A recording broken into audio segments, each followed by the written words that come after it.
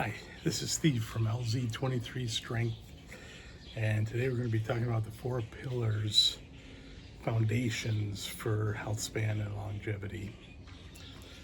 There's a lot of things out there that are promoted by influencers regarding longevity, and they're very interesting, from all sorts of things, from peptides to exosomes, stem cells, all kinds of biohacking strategies, from cold plunge to sauna, red light therapy, and the list goes on and on.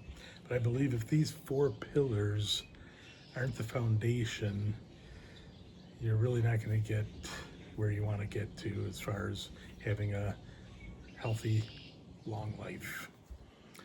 Sometimes it happens accidentally. You probably had people say, I had an aunt or a grandmother and she smoked and drank and she lived to 100. There's always outliers in all aspects of life, and there might be people that might be able to get away with eating bad, not sleeping, not exercising, but in general, if we want to have a long, healthy life, the foundation, those 4 pillars that I'm going to talk about are critical. So the 4 pillars, we'll get right to it. The 4 pillars, there's nothing earth-shattering. You probably know these. They are somewhat in order, and we're going to discuss that in future videos because everybody has an opinion on what's most important. But for now, the first pillar is exercise. And there's various aspects of it, but basically I love the motto that movement means life. And so exercise is the number 1 pillar, and as I mentioned, I'll have future videos because just in the area of exercise there'll be quite a number of videos because there's so many things involved. But the number 2 would be sleep. Number 3 will deal with nutrition, what we eat, and actually involve things that whatever goes into our bodies, and even what we don't put into our bodies is critical as well. And then number 4 is relationships, community, and a sense of purpose. So those are the four pillars that if we do nothing else but focus on these areas, it will really contribute to a better health span. And in turn, that'll lead to longevity as well. I'd look at it kind of like a compass, because we go through ups and downs in life, and sometimes we're dialed in and things go very well. Other times, because life comes at us fast and there's a lot of pressures and things that go on in life, we might fall off the wagon, so to speak, or fall off track. Well, these 4 pillars can kind of be like that compass to keep us centered regarding this area we call health span and longevity. So when we feel lost or things aren't going right, if we get back to these 4 fundamentals, these foundational pillars, that can get us rolling again and get us back on track. So let's talk about each area briefly, and then, as I mentioned in future videos, there'll be a lot of content dealing with these, but as I mentioned, they're not earth-shattering. Everyone will say, well, yeah, I know I gotta move, I sleep, gotta eat, these things, that it's nothing crazy, but there's so many nuances and so many aspects of it that we've learned even over just the last decade or so that gives us a new perspective, or a better perspective, of how important these areas are in our lives.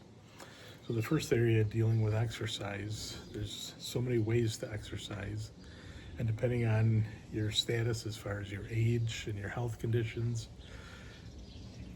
some of the fundamentals that we want to keep in mind are resistance training, strength training, which would be muscle building, and then the other side would be cardiovascular, cardio aerobic training. Those are 2 areas that are vital. Now, there's a doctor made this comment. I didn't write down exactly who, but it was, I apologize for that, but very powerful.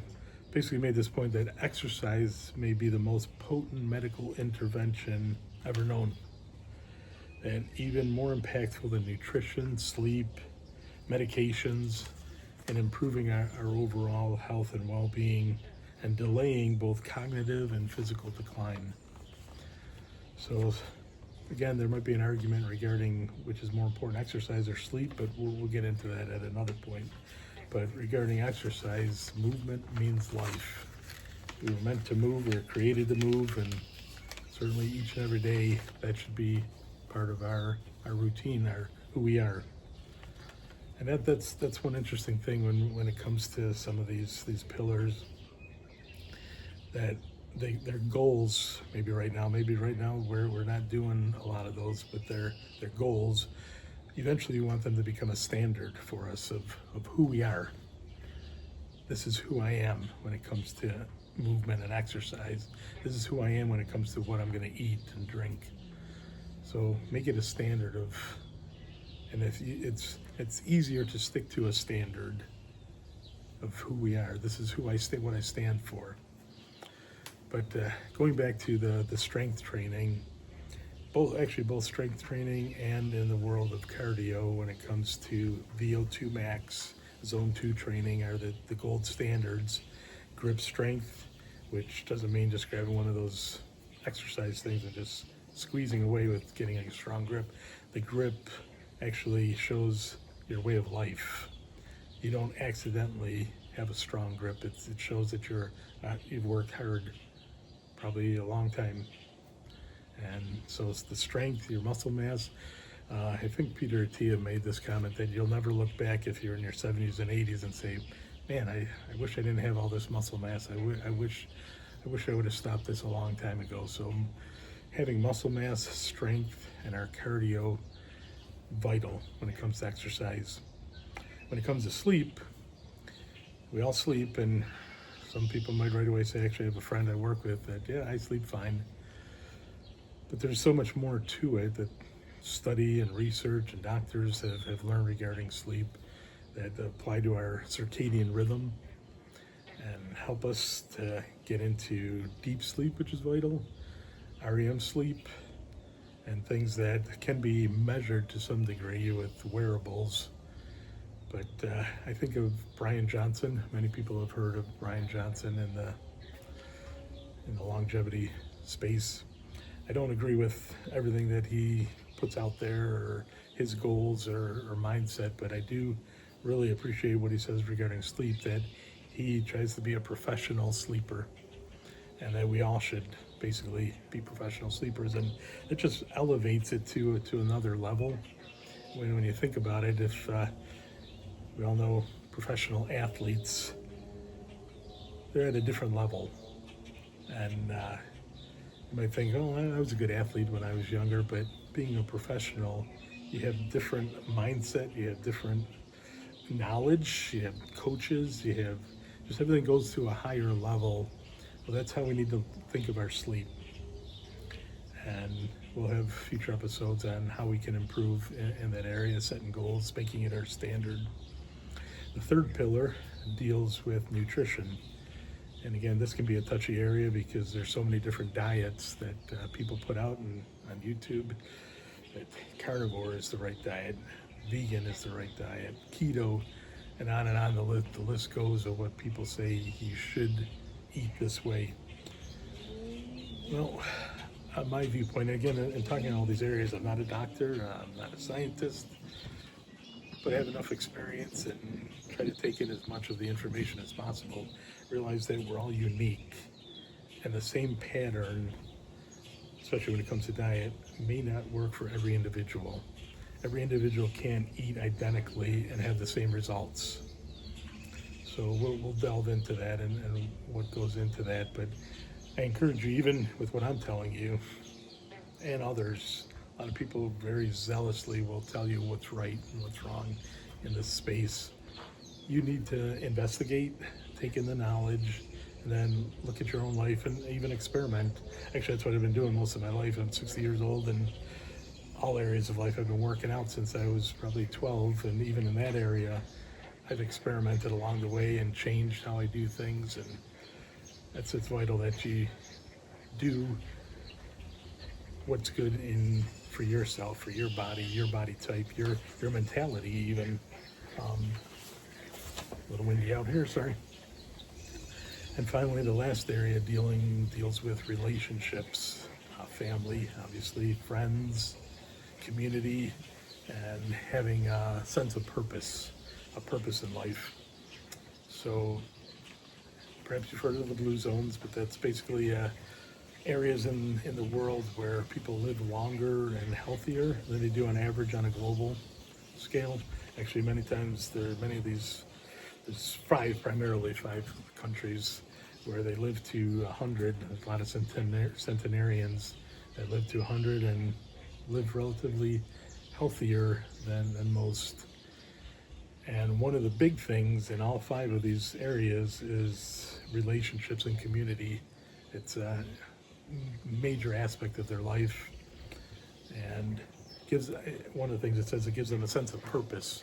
And I find that that's interesting, because as I'm coming to the age where I'm hopefully going to retire soon, next couple of years, who knows, I talk to a lot of individuals, or hear a lot of individuals, watch a lot of videos where people don't know what they're going to do. They want to retire, but they don't know who they are or what they're going to do. No sense of purpose, and that's the word that's constantly used in all the videos. That individuals want to retire, but they need purpose in life to be happy. It can't just be golfing and vacationing, traveling the world, which are nice things, but in general, have to have some kind of purpose in life to really find fulfillment and to continue on that health span mentally even. Everything that we're talking about here sounds physical, but as we get into more videos, you're going to see that it's also important cognitively as we age. All of these areas are vital to take them in. So again, exercise, sleep, nutrition, community, relationships, and purpose. These four areas, the better we can do these, the better our health span, even happiness and longevity will be.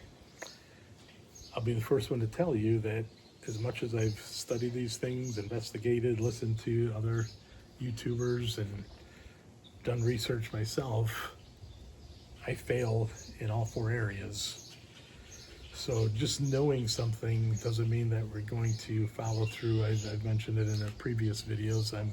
I'm very impressed with individuals who might listen to something and instantly they incorporate it in their lives, and they can turn a switch and off they go. I'm not like that, and I think the majority aren't like that. So it's okay. The thing is, while we're alive, we have another opportunity to try to do a little better. And that's what I hopefully want to do, is inspire you, motivate you, and encourage you to look at what can we do better today and tomorrow. What kind of goal can we set to make our standards, as I mentioned earlier, in these areas of exercise, nutrition, sleep, and relationships. How can we make these our standards to do better in these areas of life? So I look forward to digging deeper into these subjects with you in the future. But for now, I just want to remember that here at LZ23 Strength, that we strive to exert ourselves, which goes along nicely with movement means life, exercise. We want to elevate our health, and we can do that through sleep and nutrition.